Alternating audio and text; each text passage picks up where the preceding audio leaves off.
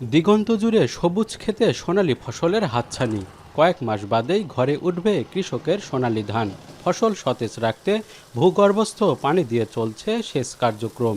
তবে সময়ের সাথে আশঙ্কাজনক হারে ভূগর্ভস্থ পানির স্তর নিচে নেমে যাওয়ায় দুশ্চিন্তা উত্তরের কৃষকদের। ভূগর্ভ থেকে পানি উত্তোলনের এ যুদ্ধ যেন নিত্যদিনের। বাধ্য হয়ে মাটির ৬ থেকে ৭ ফিট গভীরে বসানো শ্যালো মেশিন দিয়ে পানি তোলার নিরন্তর চেষ্টা নাটোরের হালতিবিলের কৃষকদের। পানির স্তর নিচে নেমে যাওয়ায় বাড়ছে জ্বালানি ও কৃষির উৎপাদন খরচ।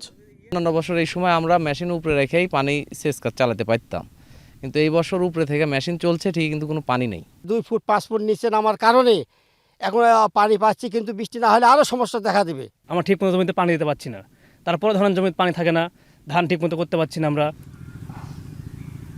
কৃষি বিভাগ বলছে, উত্তরের খাদ্য ভাণ্ডার নাটোর জেলায় প্রতি বছর খাদ্যশস্য উৎপাদন হয় অন্তত 16 লাখ টন। এর মধ্যে শুধু বোরো মৌসুম থেকেই আসে অন্তত 5.5 লাখ টন।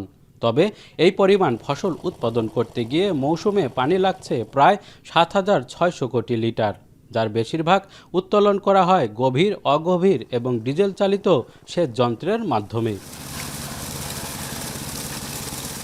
কৃষি বিশেষজ্ঞরা বলছেন, 1 কেজি ধান উৎপাদনে 1200 থেকে 1500 লিটার পর্যন্ত পানি লাগে, যার পুরোটাই আসে মাটির গভীর থেকে।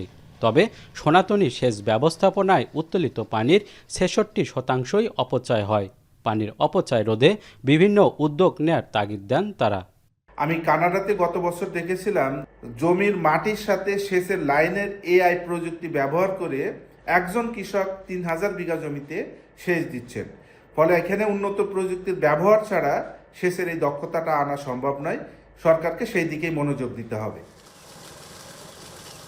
এদিকে ভূগর্ভস্থ পানির ব্যবহার কমিয়ে ভূ উপরিস্থ পানি ব্যবহারের জন্য 2022 সালে কৃষি মন্ত্রণালয়, বিএডিসি এবং বিএমডি এর মাধ্যমে জেলার বিভিন্ন নদী ও খালে 250-র বেশি লো লিফট পাম্প সেচ যন্ত্র স্থাপন করে।